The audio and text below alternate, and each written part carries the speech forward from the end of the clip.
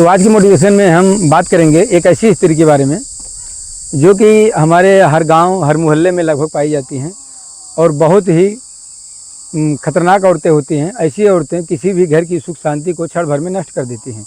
अब आप सोच रहे होंगे कि ऐसी कौन सी औरत होती है, तो जी हाँ दोस्तों, होती हैं ऐसी औरतें जो दुताई और कुटाई करने का काम करती हैं, जो इधर का उधर और उधर का इधर आग लगाने का काम करती हैं।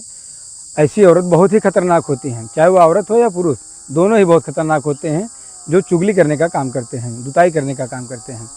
तो ऐसे लोगों से दोस्तों हमें हमेशा सावधान रहना चाहिए।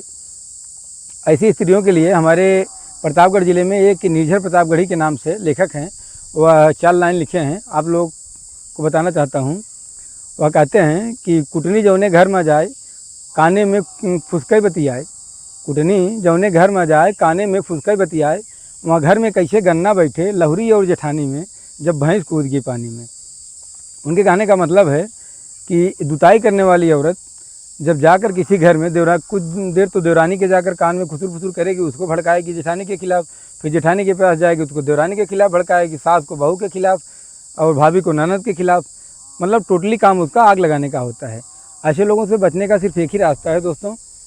हमें चाहिए कि जब कोई भी व्यक्ति हमारे परिवार की बुराई कर रहा हो, हमारे घर के किसी व्यक्ति के खिलाफ हमें भड़का रहा हो, तो हमें चाहिए कि हम अपने घर के उस सदस्य से जाकर पूछें कि क्या आपने हमें ऐसा कहा। यदि उस व्यक्ति ने कहा होगा तो वह बताएगा, या फिर पूछेगा कि किसने आपसे ऐसा कहा, तो आप डायरेक्टली बताइए कि फला व्यक्ति ने आप ऐसा कहा कि आपने हमें ऐसा बोला। तो फिर बात आएगी पूछावल की।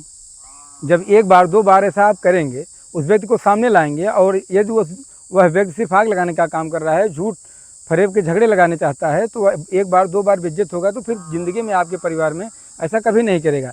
लेकिन हम ऐसा ना करके, एक दूसरे से बात ना करके, एक दूसरे से ना समझकर और एक तीसरे पर भरोसा कर लेते हैं, उसी जगह परिवार में विवाद उत्पन्न होता है। हमें ऐसा कहीं नहीं करना है, कभी भी नहीं करना है, भूल कर भी नहीं करना है। यदि कोई हमें हमारे परिवार के खिलाफ भड़का रहा है, तो सबसे पहले हम अपने परिवार के सदस्य से उस बात को बताएंगे और हम उस बात को क्लियर करेंगे। और जो थर्ड पार्टी है जिसने हमें भड़काने का काम किया है, हम उससे भी सामने रखेंगे और वह सामने आकर सच्चाई बताए कि हमारे परिवार के व्यक्ति ने हमारे खिलाफ ऐसा कहा है।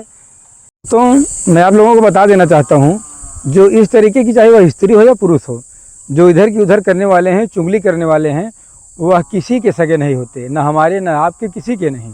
उनका सिर्फ काम ही होता है किसी परिवार की सुख शांति चैन को छीन लेना। तो ऐसे व्यक्तियों से हमें हमेशा सावधान रहना चाहिए और इनसे जितनी दूरी हो सके उतनी दूरी बनाकर रखनी चाहिए। इससे हमारा परिवार का रिश्ता भी बना रहेगा, आपसी कलह से भी हम बचे रहेंगे।